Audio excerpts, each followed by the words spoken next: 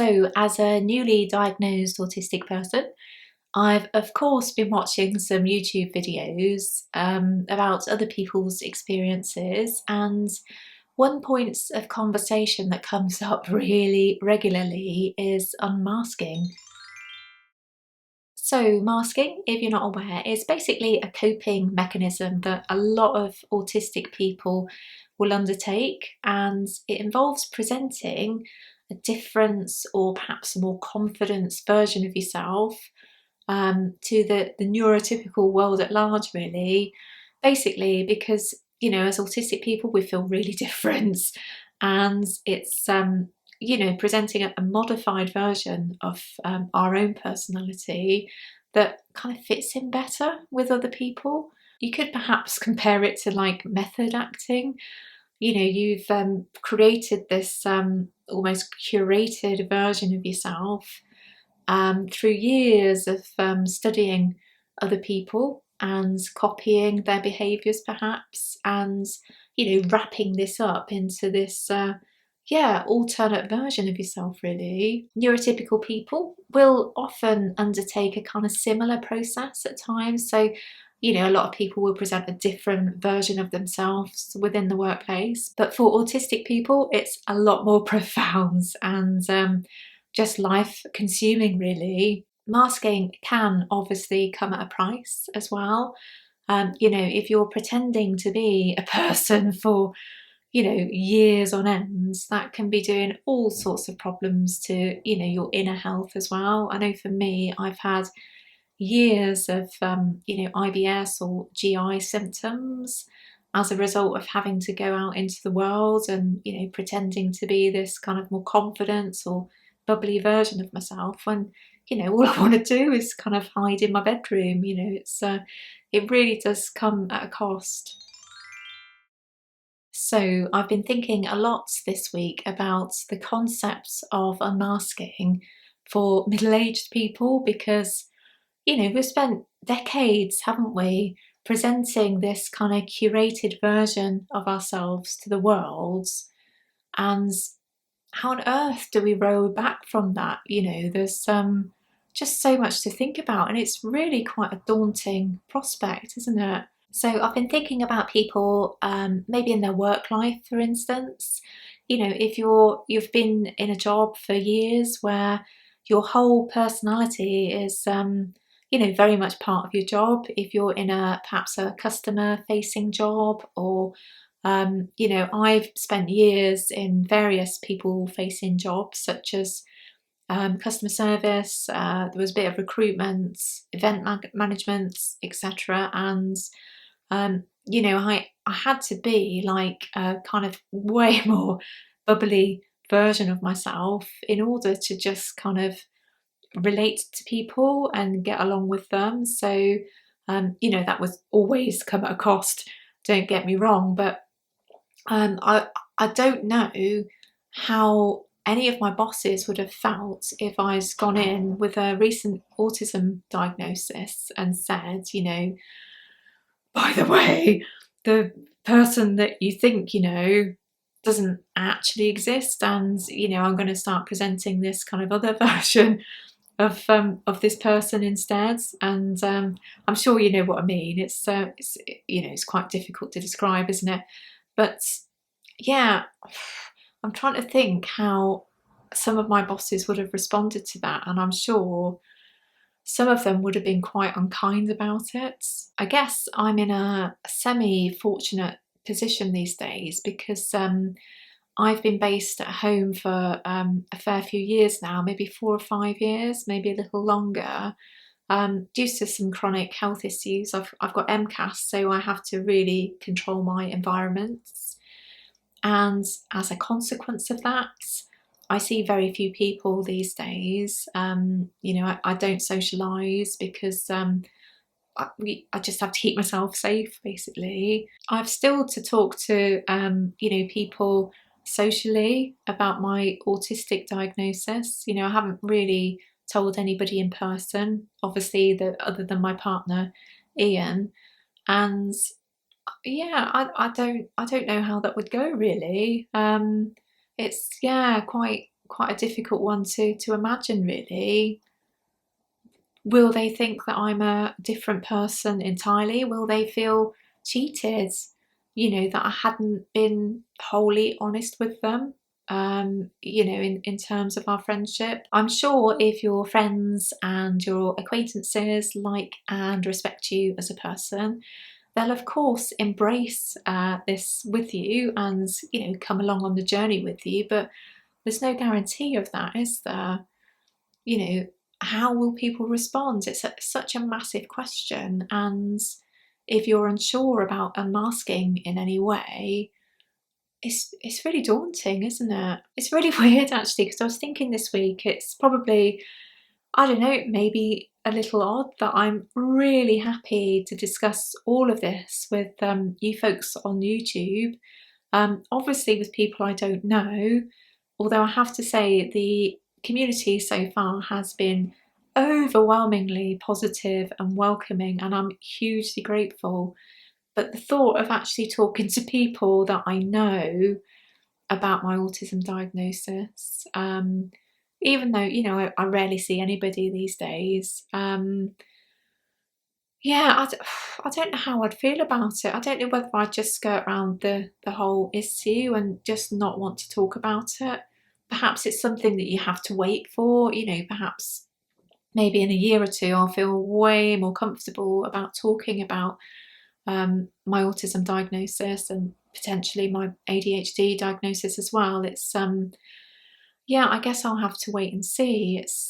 I'd be interested to know actually if that's something that you've faced, that perhaps, having a little bit of time after a diagnosis, you feel more comfortable about talking about your diagnosis or diagnoses. I think part of it for me is that I feel like I don't know enough about ASD, and I want to learn way more about, the whole condition and how it presents itself differently in different people with autism, because it's just such a broad spectrum and it's so difficult to actually pinpoint what it actually is, because it's so different, isn't it, for everybody that experiences autism. Their whole experience is completely unique. And how do you explain this all to a neurotypical person if you're, as an autistic person, still trying to come to terms with it and still learning about it? I think I need a lot more time to really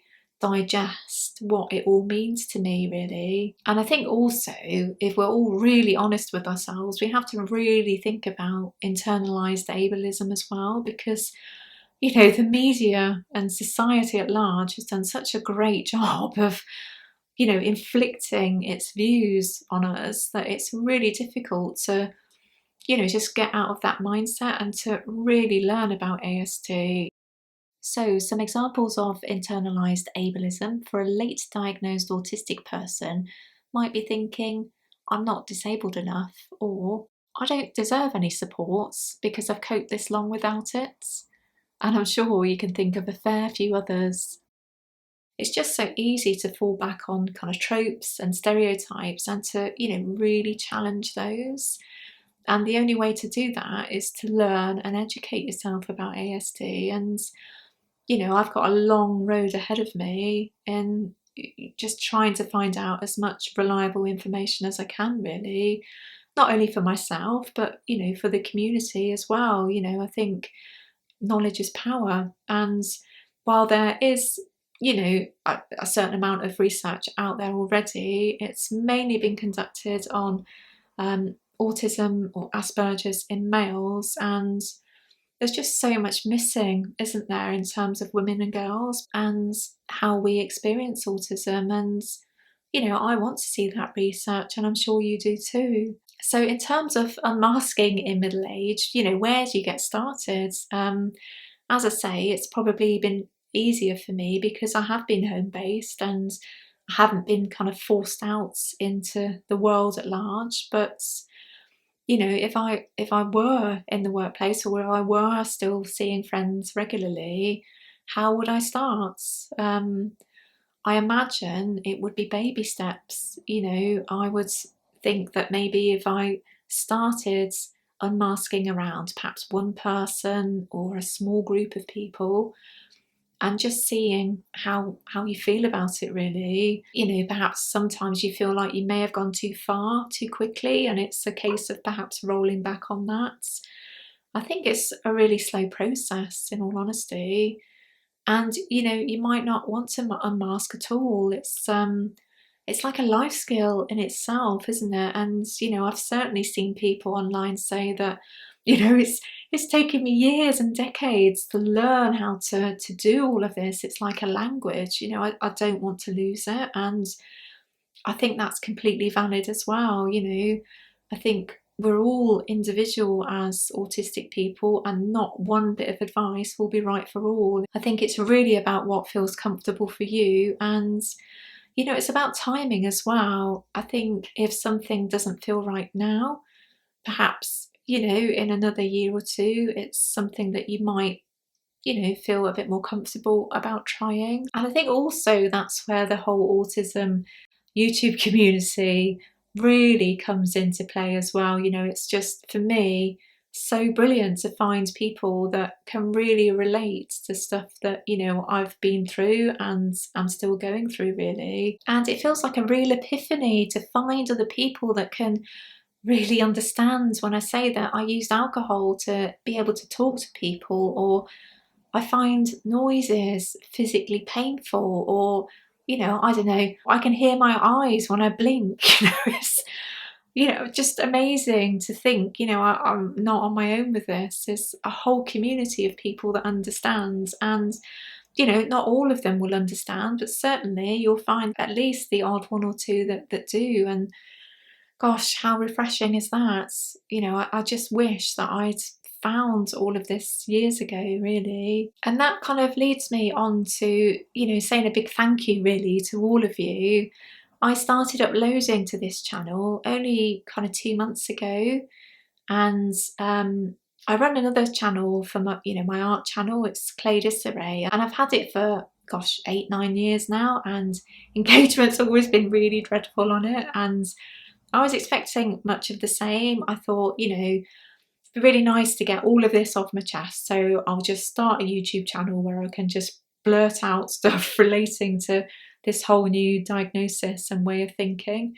And I honestly didn't think anybody would really watch it. Maybe a few people that had come across from Clay Disarray, but just blown away that, you know, people are, you know, really responding to the videos that I posted, and in particular the first one. So I'm just really grateful. Thank you so much. I, yeah, just feel really welcome, and that is amazing. Thank you. And if you're struggling with, you know, talking about all of this stuff yourself, and you're looking for, you know, a new avenue to just talk about your diagnosis, whether it was recent or years ago, or anything related to, you know, your whole way of being, then if you're also comfortable in terms of talking in front of a camera, I'd really recommend that you start up your own YouTube channel, because it can be such a cathartic way of just, you know, getting things off your chest, really, and